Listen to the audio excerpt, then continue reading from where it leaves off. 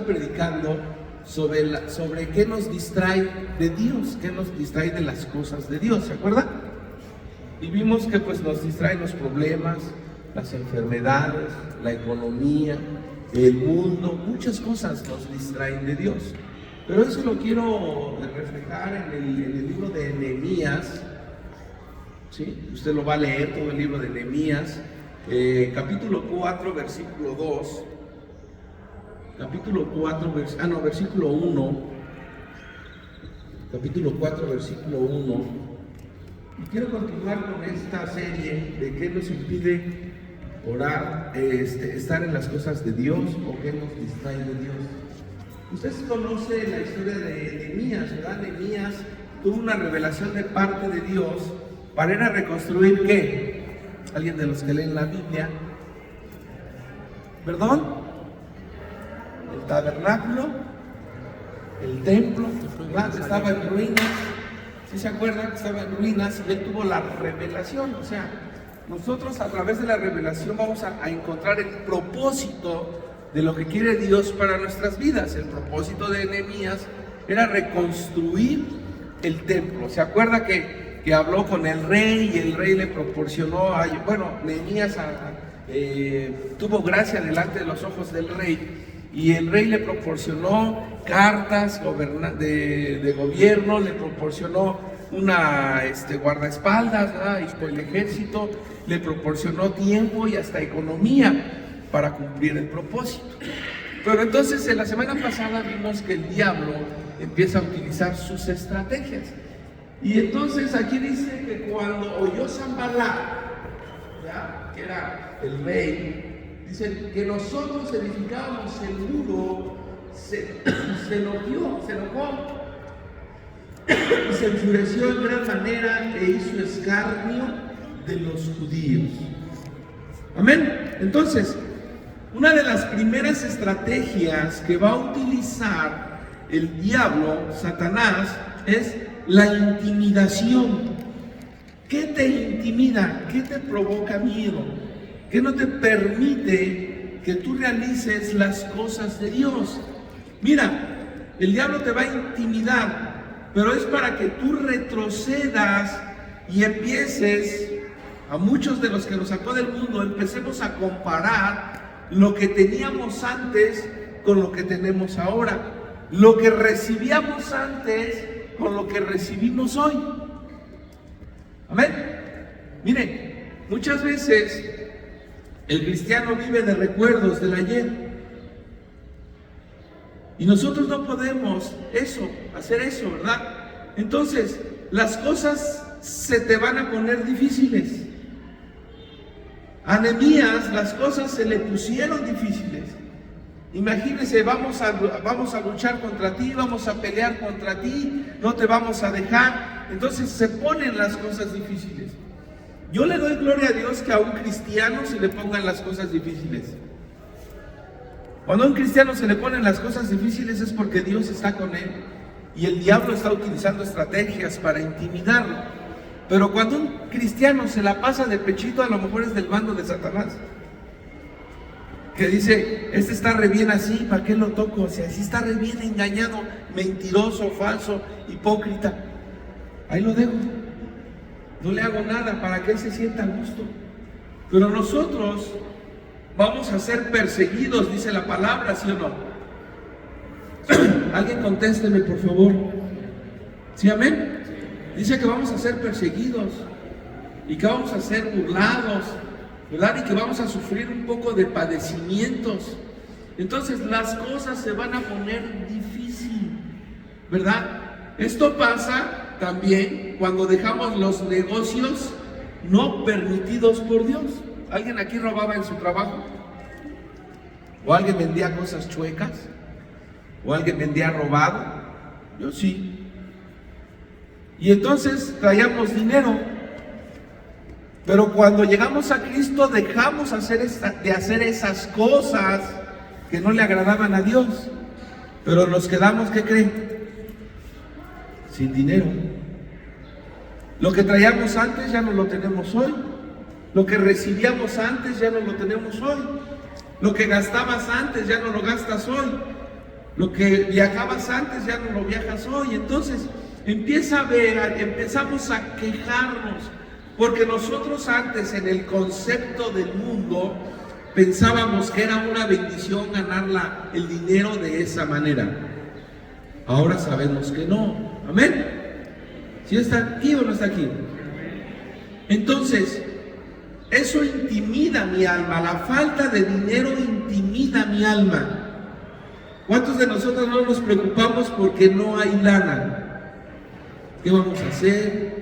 ¿Con qué vamos a pagar? ¿Cómo voy a ir a la EPAMEX?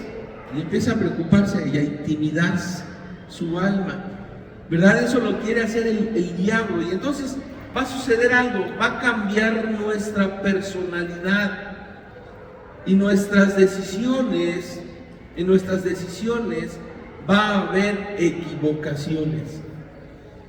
Entonces yo te quiero decir, no te dejes intimidar por lo que el diablo hace. No le hagas caso, tú tienes un propósito. ¿Cuántos leyeron? Otra vez voy a decir, ¿cuántos ya leyeron los 4 evangelios? Que se los volví a pedir que lo leyeran esta semana. ¿Cuántos lo leyeron? ¿Y los demás? Nada más uno dice. 2. Entonces, cuando Satanás se va a enfurecer contigo, no puede golpearte físicamente, pero sí puede ponerte las cosas difíciles con eso que tú necesitas, y eso duele más que si te golpeara. Piense, ¿qué necesito ahorita? Que, híjole, está bien difícil conseguirlo. Pero algo de primera necesidad, no un lujo, no un deseo carnal, sino algo que diga, híjole, ¿cómo me hace falta esto? ¿Cómo me hace falta? Y no puedo, por más que le hago, no puedo. A lo mejor la necesidad no es física, no es un mueble, no es un lujo. A lo mejor la necesidad es tener paz en su casa. Y no puede tener paz en su casa. Está difícil. Y usted ha aplicado muchas cosas de la palabra de Dios, pero no deja de haber pleito, guerra en su casa. Y usted lo que quiere es en paz. Y entonces, ¿quién utiliza eso? El diablo. Mire, yo normalmente lo que le digo a las personas cuando veo que no hay paz en su casa es: revísate tú. Tú revísate. Porque muchas veces el diablo nos hace creer que estamos bien nosotros, pero a veces no vemos que dañamos a los demás. ¿Cómo contestas? ¿Con qué actitud te levantas? ¿Cómo regresas? ¿Con qué tono le hablas a tu mujer, a tu esposo, a tus hijos? ¿Verdad? Si andas con tu cara o no andas con tu cara, si te quejas o no te quejas de todo. Entonces, a veces nosotros, no, pero yo estoy bien. Yo estoy bien, y el diablo nos engaña, nos intimida nuestra alma y hace creer que estamos bien. Luego de la intimidad, algo que te va a hacer creer Satanás, que es algo en lo que muchos traemos un trauma de niños, es: no eres capaz de hacer las cosas. ¿A cuántos de nosotros no nos dijeron, eres un bueno para nada? Eres un tonto. Perdón por lo de ese rato. Eres un tonto, eres un menso, no sirves para nada. ¿Y cuántos de nosotros no lo creímos? No somos buenos en nada. Pero llegamos a Cristo y Dios limpia tu alma, limpia tu corazón, limpia esas ideas. Pero ¿qué crees? Vuelve a llegar el diablo y te hace creer que no sirves para ser cristiano. ¿Cuántos han pensado eso? Híjole, se me hace que yo no sirvo para ser cristiano. Por más que le hago, y el diablo te repite, y pone aquí en tu cabeza: no eres buen cristiano, como que no eres tan digno, como que no sirves para estar en el ejército de Dios. ¿Y qué crees? Que lo más increíble es que le creemos. Y yo se lo repetí, se lo decía hace 8 días. Siéntase el hombre o la mujer más digna, más feliz y más afortunada y más bendecida de que Cristo lo haya traído a sus pies. Pero el diablo va a meterte eso en la cabeza. El enemigo te acusa. Esto era lo que le hacía Tobías, ¿verdad? Dios te bendice dándote un proyecto. ¿A cuántos Dios nos ha dado un proyecto? Miren, fíjese bien. Yo le digo, para mí es una bendición estar en Samaritan's Purse. Me dio un proyecto. Y yo veo como otros hermanos tienen éxito en su proyecto. Ayer hablaba con una hermana en la noche y le decía, ¿cuántos tienes para graduarte? Ya tenemos 14, creo que me dijo, y en la otra obra no sé cuántos. Y yo dije, chispas, nosotros no tenemos uno. Y hablé con otros y hacía el proyecto floreciendo. Dios nos da proyectos a cada uno de nosotros. A mí como pastor me da el proyecto de Samaritan's Purse, me da el proyecto de Mi Esperanza, me da el proyecto, así muchos proyectos por el nivel pastoral, ¿verdad? Por esa situación, por donde me desempeño. Pero a ti personalmente también te da proyectos Dios. Un negocio, una empresa, una licenciatura, no sé, algo te da el Señor, un proyecto. Dios te da los proyectos, ¿verdad? Y viene el enemigo y viene y te dice, tú no puedes hacerlo porque no sirves para eso. ¿Cuántos de nosotros estamos frustrados porque no terminamos nuestra carrera? Yo a un semestre de terminarlo. Y es frustrante, porque mal estudiante no soy. Mi hermana Tere le da envidia que estoy echando relajo ahí en las clases. Y me preguntan y veo, y sí, esto y esto, y opino, o sea, malo no soy. Pero sí fue muchos años frustrante el no haber terminado a un semestre la carrera, ingeniería mecánica. ¿Cuántos no nos sentimos así de nosotros?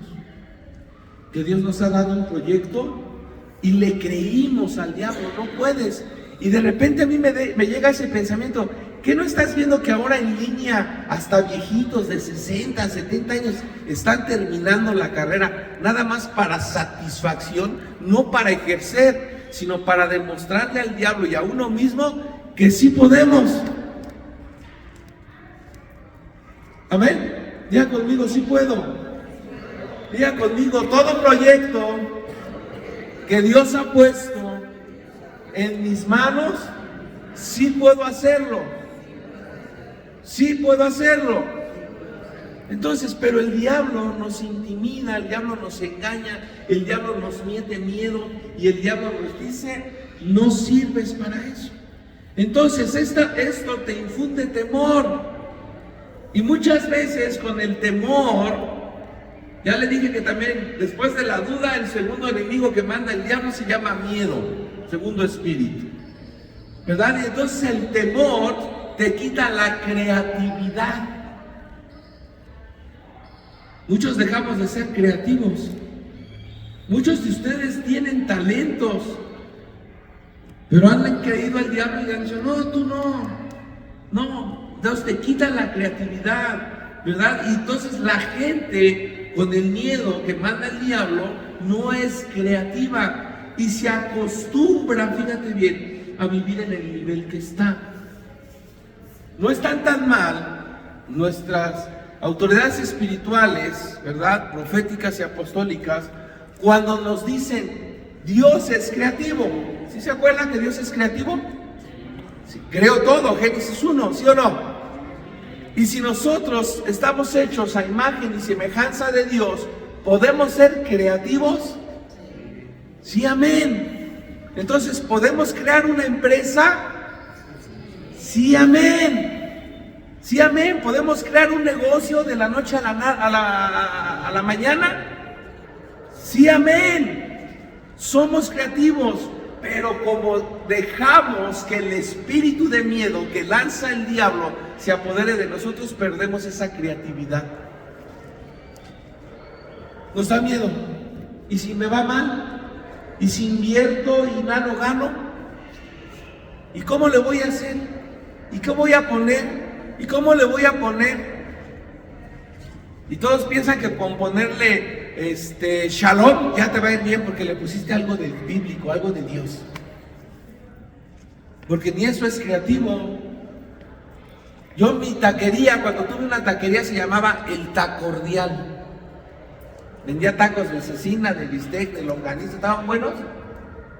¿Fueron ustedes a la inauguración? Buenísimos los tacos, pero la gente en Ecatepec no sabe comer bien, prefiere lo barato y asqueroso. Pero dije, algo tiene que ser un nombre creativo. El Tacordial. Está rico. Ah, pero si hubiera, como todos los cristianos, ponle Shalom, te va a ir bien. No, perdemos la creatividad. ¿Sabemos? Dios está contigo, pero si yo no hago las cosas que a Dios le agrada, no porque ponga en mi negocio Shalom, Dios va a estar conmigo. Tiene que ser lo que yo hago y lo que yo ejerzo. Pero entonces el hombre pierde la creatividad y se acostumbra, fíjate bien, a vivir en el nivel que está. A vivir en el nivel que está. ¿En qué nivel estamos viviendo? Yo le vuelvo a repetir, no nada más pocos hermanos pueden subir de nivel. La bendición nada más es para unos de los que Él llamó. Si tú estás aquí es que Dios te llamó y entonces el nivel de vida, tu nivel de vida debería de subir. Amén. No de empeorar. Platicaba con alguien y le decía, ahora que mi hijo Alejandro, o el hijo de mi esposa Alejandro, tuvo alguna situación, nosotros pensábamos y queríamos que se regresara a vivir con nosotros a casa, ¿verdad? Pero ya pasaron 6 meses, ¿sí saben? Y no se vino. Entonces platiqué con alguien que fui a trabajar para pintarle sus baños y me paga bien. El ANE, dije, no tengo para la EPAMEX, de ahí sale, señor, gracias. Y entonces me dijo alguien, pues no, que ya, me dijo, ¿dónde anduviste? Te hablé y fue a tu casa. No, anduve pintando en casa del Ale. Y me dice, pues no, que ya se iba a regresar contigo. Y inmediatamente le dije, es que él ya está acostumbrado a otro nivel de vida. Un cristiano no puede bajar de nivel de vida. Y un cristiano debe de tener creatividad para ir subiendo de nivel de vida. ¿Sí, amén o no amén? No podemos seguir siendo conformistas ya con lo que tenemos. Sí, está bien, yo le he predicado que no le repelemos a Dios porque Él suple nuestras necesidades, pero sí podemos apelar a Dios y decirle que no permita que se acabe nuestra creatividad para saber qué hacer, cómo generar economía para poder subir de nivel. Amén. No puedes. Yo veo que hay mucha gente que no baja de nivel. Hay personas que ya no pueden dejar de comer queso de cabra, bistecs de chirlón, arrachera, ¿no? Ya no pueden dejar de comprar fruta de primera calidad, o sea, ya no, porque ya subieron de nivel. Y Dios quiere que tú y yo subamos de nivel cada día. Por eso también es mi preocupación que alguien que es una profesionista, sobre todo la mujer, alguien que es una mujer profesionista, que se gradúa, que no pueda andar con un muchacho que no es bueno para nada, porque ya bajó de nivel, ya el pensamiento debe de ser otro, ya la ilusión de vivir ya no es, ay, por enamorarme. Sí, está bien, enamórate, pero ¿sabes qué? Recuerda el nivel que Dios ahora te ha dado. ¿Quién regresa de ese nivel? Uno mismo. Pero es porque el diablo te ataca, te distrae de lo que Dios está poniendo en tu vida, en tu proyecto de vida. Amén. Dios es un Dios creativo, que siempre está creando cosas nuevas. Siempre. Dios no descansa. Amén. Dios no descansa, Él siempre está creando y Él siempre está pensando en algo nuevo para que sus hijos tengan bendición. Siempre, ¿verdad? Siempre está creando cosas nuevas. Ahora, ¿cuántos valientes hay aquí? Nada más 3. ¿Cuántos hombres y mujeres, a lo mejor hice mal la pregunta, ¿verdad? ¿Cuántos hombres y mujeres valientes hay aquí? Amén. Entonces los valientes no se doblegan. El diablo les quita algo y ellos lo pelean. ¿Cómo lo pelea? Con oración, con obediencia a Dios. Amén. El diablo le cierra una puerta y los valientes la abren. Muchas veces nos hemos cerrado. Miren, voy a tocar algo que no le gusta a la gente. No le gusta a la gente. Y dejé de hacerlo, pero a veces es necesario tocarlo. El diablo a veces cerró la puerta de mi bendición económica. ¿Y cómo la cerró? Engañándome.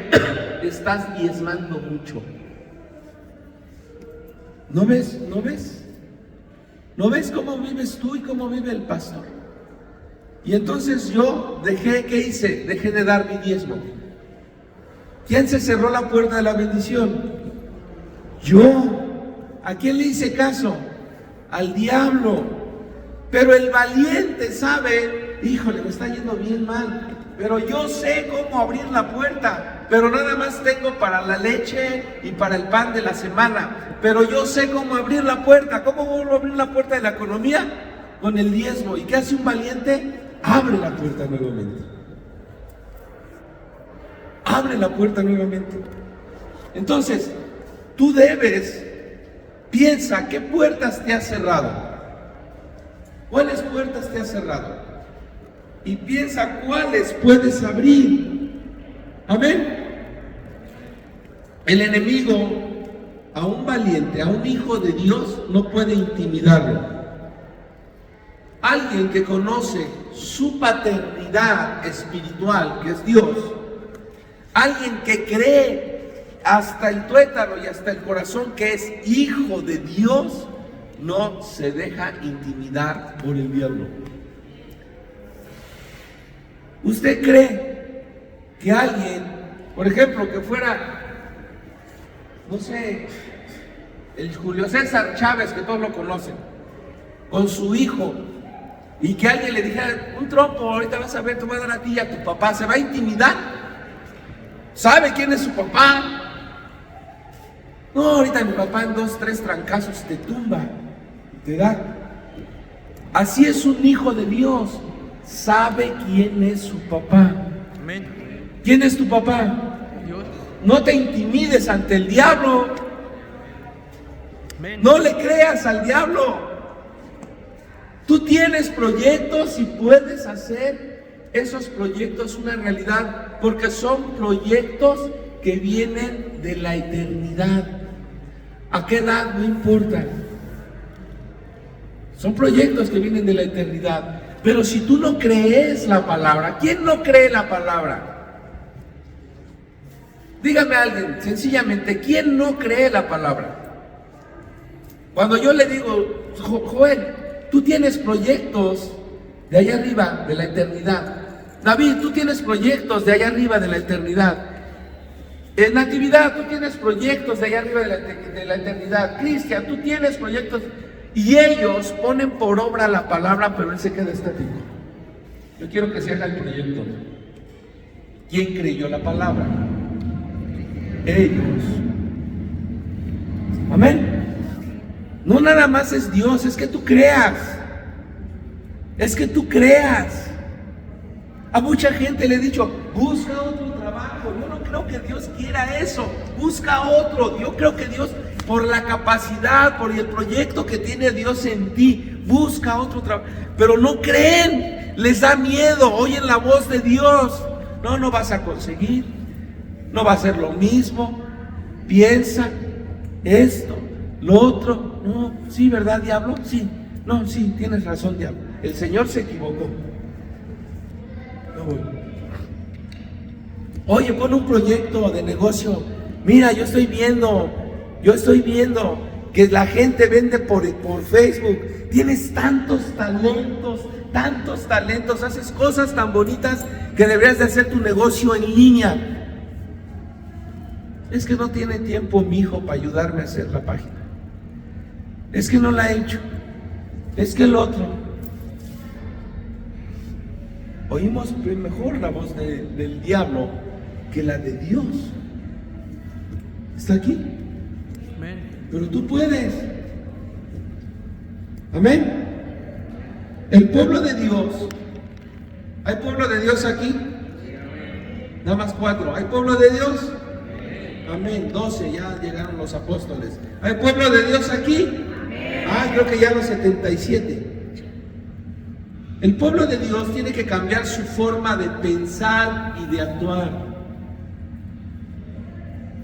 No podemos seguir pensando, es que yo siempre he sido así. Dios transforma. Dios transforma. Amén. Amén. Cuando yo llego a Cristo ya no puedo seguir siendo el mismo en todos los aspectos. Mi manera de pensar, mi manera de hablar, mi manera de actuar debe de ser diferente.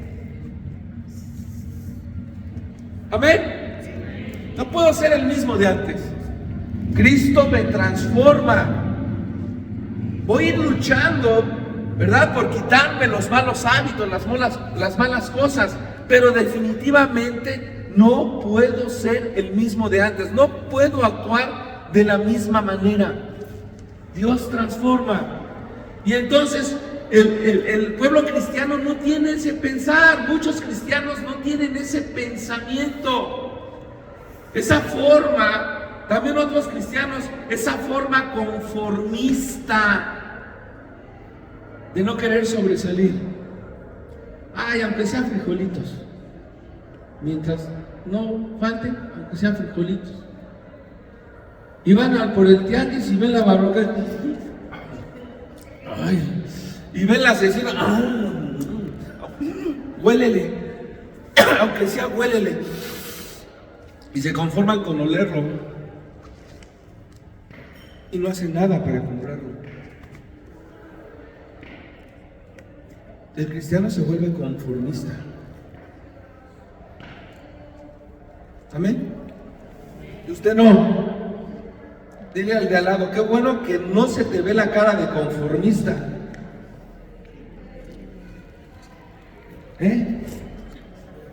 Mire, a veces hasta eso es bueno. Cuando ya cambió mi mentalidad, a veces yo le digo a mi vieja, ¿se te antoja algo? Sí, no tenemos dinero, vamos a comerlo.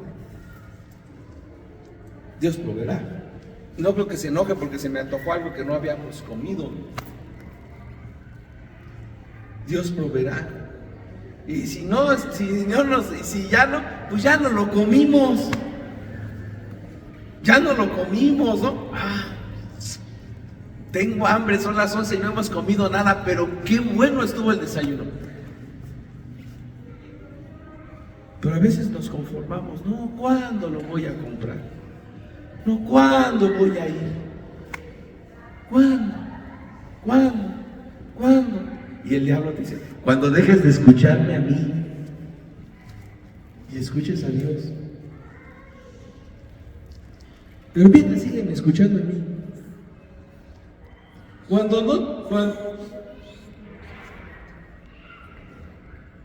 También debes de aprender a valorar lo que tienes. Cuando tú aprendes a valorar lo que tienes, te apasionas. Y cuando te apasionas, miren, yo le voy a preguntar, ¿cuántos valoran esta iglesia? No levante la mano, para no desmayar, ¿verdad? Y morir de tristeza y pena. ¿Cuántos valoran esta iglesia? Ahora, piensen, ¿cuántos valoran las cosas de Dios? ¿De verdad le tiene ese valor a las cosas de Dios? Porque el que valora las cosas de Dios se apasiona por las cosas de Dios. Yo me podría hacer una pregunta ayer. ¿Cuántos apasionados habría entre esas 22,000 personas? ¿Cuántos apasionados? Pero ¿cuántos emocionados habría nada más ahí? Porque una cosa es estar emocionado y otra cosa es estar apasionado. Amén. Entonces, yo debo de valorar las cosas de Dios. Muchos cristianos no valoran las cosas de Dios. No valoran lo de su casa, pues no saben que se las proveó, entonces proveó. Entonces no valoran tampoco, no pueden valorar las cosas de Dios. No pueden valorar esta silla. ¿Cuánto esfuerzo habrá costado esta silla? ¿Cuánto? ¿Ahí dónde estás tú? ¿Sabes que hubo muchos apasionados para que compráramos estas sillas? Hubo muchos apasionados para que compráramos. Ya hasta el audio está cambiando. El audio. Entonces, cuando tú valoras las cosas de Dios, te apasionan las cosas de Dios. Más las de tu casa. Más las de tu casa. Yo debería de ser un apasionado y decir, mi casa es casa del Dios viviente, pero mi casa del Dios viviente tiene que ir a Epamex.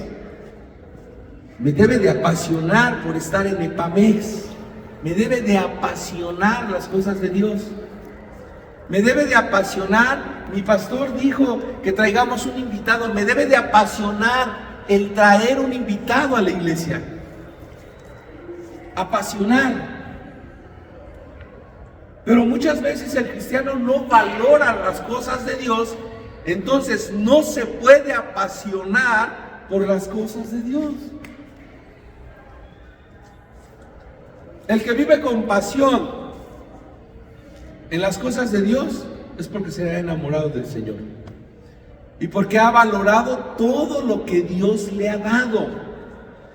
Por eso es importante que los servidores, cada servidor, esté apasionado por las cosas de Dios. Y un apasionado no se deja vencer. Y un apasionado no escucha al diablo. Y un apasionado dice con todo, pero yo voy a las cosas de Dios, de mi Padre, del que me provee, del que me da, del que me bendice, del que me ama.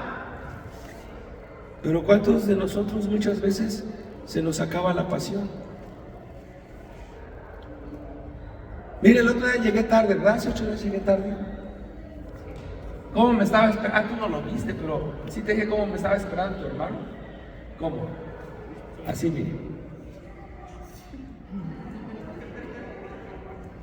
Así estaba. Y hasta así me hizo su carita.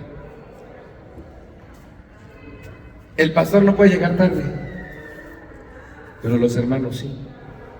El pastor no puede faltar a la iglesia, pero los hermanos sí.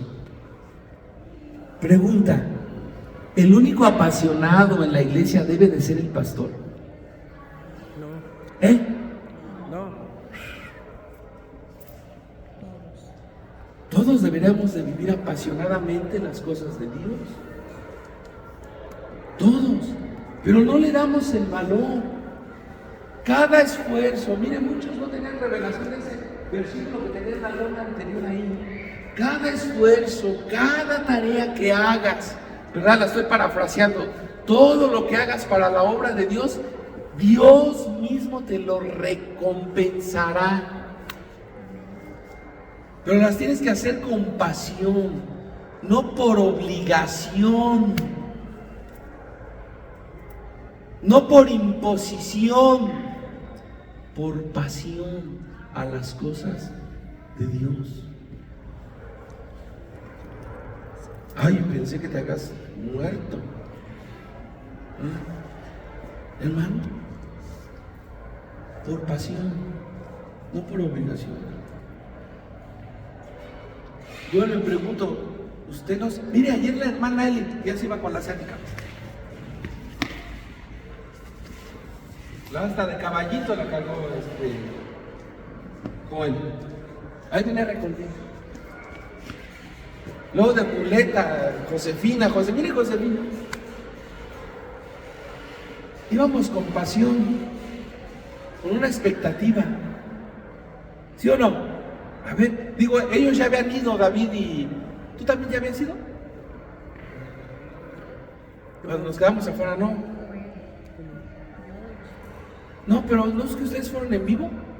¿No? Entonces entendí mal. Bueno, pero íbamos con una expectativa. Yo le platicaba a Joel, bueno, esto yo también lo he vivido, de hombre a hombre, pero ¿cuántos de hombre a hombre si yo le dijera, oigan, para abril, para mayo, es el congreso de hombre a hombre? ¿Cuántos van a ir? ¿Cuántos van a sentir esa pasión porque Dios les hable en el congreso de hombre a hombre? ¿Sabe que yo era de los que no danzaba? Y al primer congreso que fui de hombre a hombre, que fue en León, Guanajuato, hermano, me impresionó ver 5,000 hombres danzando como locos. Me impresionó, dije, yo quiero sentir lo mismo. Y empiezas a apasionarte por las cosas de Dios. Pero si no vas, ¿cómo te vas a apasionar por las cosas de Dios? Si las desprecias. Es algo que debe de cambiar en nuestra mentalidad. Piense. Bueno, creo que no hay muchos. Pero piense. A ver, ¿cómo preparas el Super Bowl? ¿Cómo lo prepararon? ¿Qué hicieron? A ustedes que les gustan harto el americano. Hicieron guacamole, botana, ¿sí? Pusieron sus banderas y todo. ¿No? Bueno, pero hicieron algo, así como los gringos, guacamole y soda. ¿Verdad? Y pizza. No, hamburger y hot dogs, ¿no? ¿Sí o no?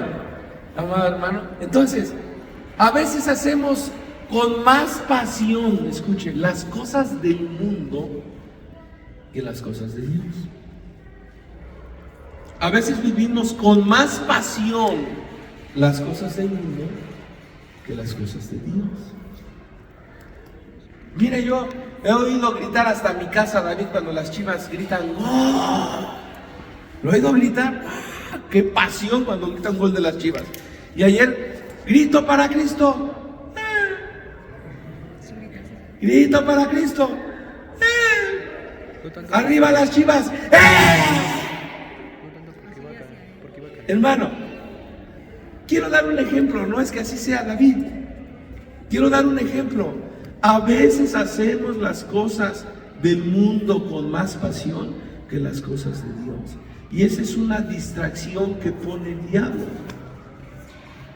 O sea, le seguimos creyendo, tú no sirves para las cosas de Dios. Haces mejor las del mundo.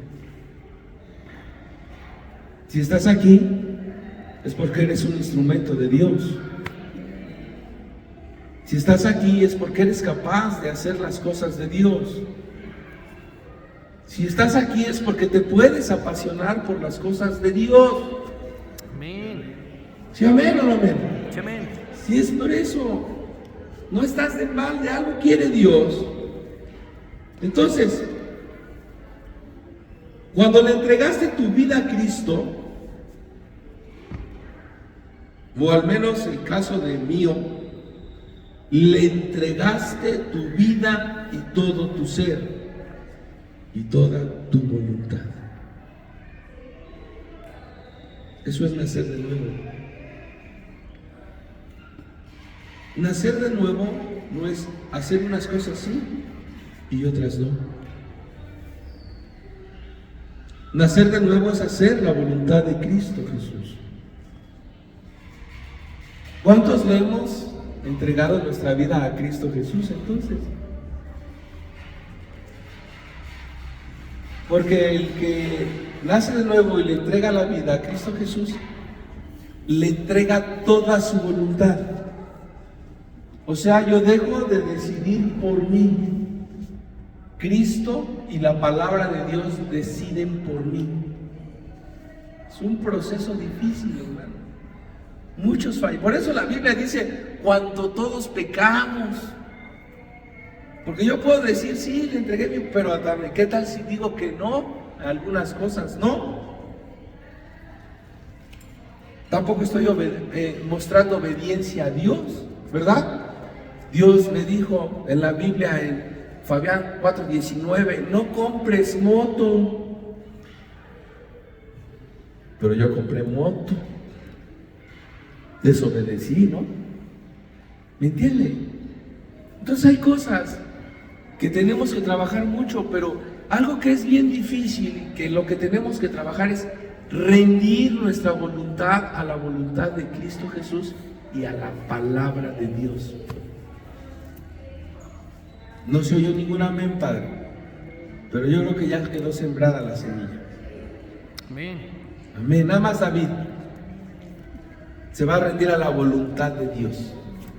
Ni el pastor Joel, él dijo, no, yo sigo queriendo mi moto y me voy a comprar otra más grande para que se le quite.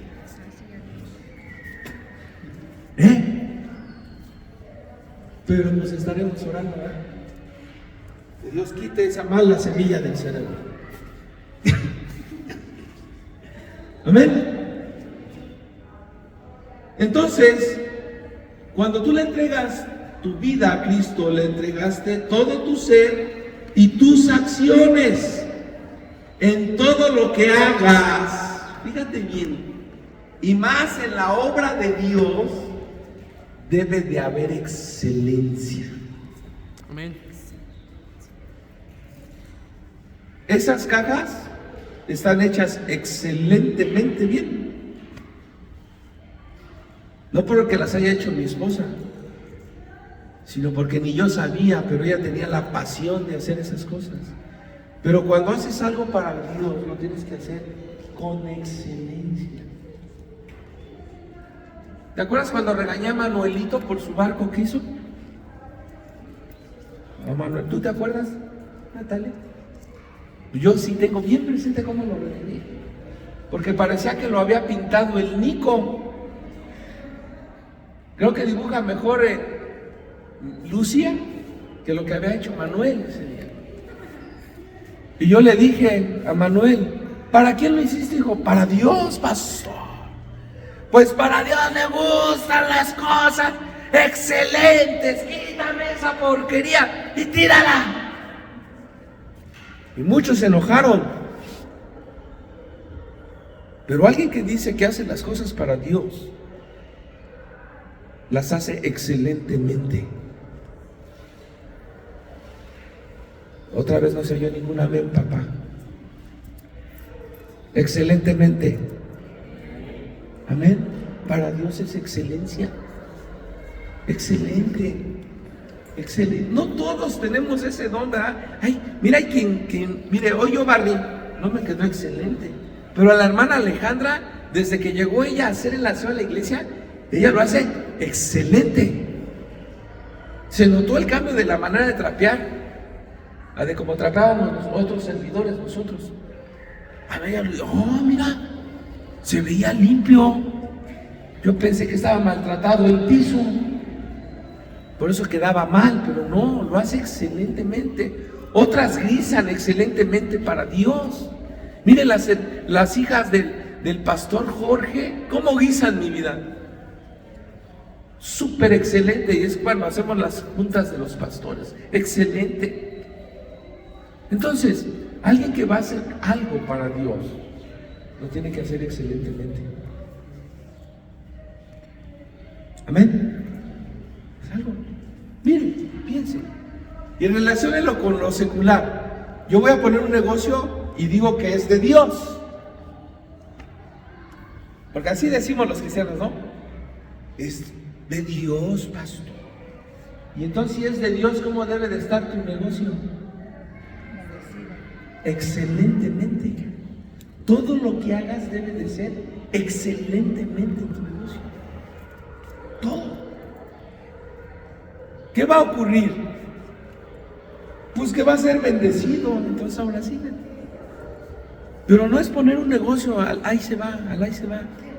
No, es hacer las cosas excelentemente. Amén. Apenas llevo 2 hojitas, ya son las 2:15. ¿Le sigo o le paro? Mi esposa volvió a ver el reloj, 12:15, ya vámonos, dice. Apenas son 20 para las 2. Nehemías 6 del 2 al 4, vamos a ver qué dice y ahí me voy a quedar. Nehemías 6 del 2 al 4. Dice la Biblia así: Sanballat y Gesem enviaron a decirme: ven y reunámonos en alguna de las aldeas en el campo de Ono. Mas ellos habían pensado hacerme mal, y les envié mensajeros diciendo: yo hago una gran obra y no puedo ir, porque cesaría la obra dejándola yo para ir con ustedes. Lo siguiente que va a hacer el diablo es tratar de llamar tu atención para distraerte y que pierdas el tiempo en cosas que te van a distraer. El enemigo lo sabe y lo hará con la debilidad que tengas. Querían distraer a Nehemías. Vente, vamos a la aldea. Pero Nehemías sabía que tenía una obra. Y Nehemías pensó sabiamente y dijo: no, mandé mensajeros y les dije: no puedo ir porque si no me distraigo de lo que estoy haciendo, dice. Y enviaron a mí con el mismo asunto hasta ¿cuántas veces? 4 veces. ¿Y qué dice? Y yo le respondí de la misma manera: oye, no vayas al culto, te invito a una fiesta. ¿Cuándo? Cuando la respuesta debería de ser: Joel, no puedo distraerme de mi Señor. Oye, pero va a estar bien buena, va a ir la banda del Recodo. No, pero no puedo distraerme, es el domingo, el día del Señor. Oye, pero creo que aparte van a dar barbacoa de perro de ahí de Tizayuca. No, no, pero no puedo. Dice que hasta 4 veces. Le respondió de la misma manera: no puedo distraerme de lo que estoy haciendo. ¿Cuántos nos distraemos el domingo de las cosas de Dios? Que nos distrae tan fácilmente. No nos damos cuenta que es el enemigo. Y a veces hasta nos atrevemos a decir: es que es una bendición.